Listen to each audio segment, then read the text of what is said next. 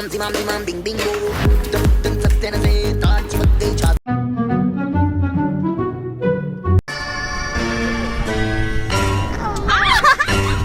ஃபேமிலியில உங்க பசங்க யாராவது சாக் பேஸ்ட் இல்ல மண்ணு இல்ல ஐஸ் கியூப்ஸ் சாப்பிடுறாங்களா? இதை விளையாட்ட விட வேண்டாம். This is called as ஸ்பைக்கா.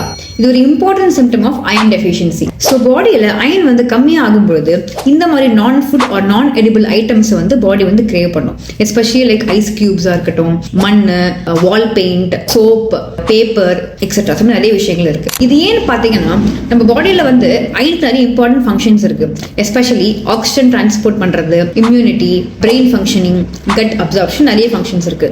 So பாடியில் வந்து அயன் கம்மியாக ஆகும்பொழுது இதை காம்பன்சேட் பண்ண வந்து body will crave for minerals from outside. இந்த மாதிரி கிளே ஒரு மண் இந்த மாதிரி மினரல்ஸ் வந்து பாடி வந்து கிரேவ் பண்ண ஸ்டார்ட் பண்ணும். ஸோ இது வந்து நம்ம ஒரு தொடர்ந்து ஒருத்தங்க சாப்பிட்டே வராங்க அப்படின்னா நிறைய சைட் எஃபெக்ட்ஸ் காஸ் பண்ணும். மெயின்லி லெட் பாய்சனிங் வரலாம், கான்ஸ்டிபேஷன், டயரியா, அப்டமினல் பெயின் வரலாம், இன்டெஸ்டைன்ல பிளாக்கேஜ் வரலாம், அண்ட் ஃப்ரீக்வெண்ட் இன்ஃபெக்ஷன்ஸ் வரலாம்.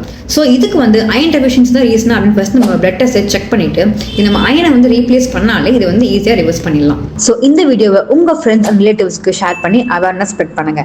அண்ட் இந்த வீடியோ உங்களுக்கு யூஸ்ஃபுல்லாக இருந்ததுன்னா எனக்கு எஸ்ன்னு கமெண்ட் பண்ணுங்க.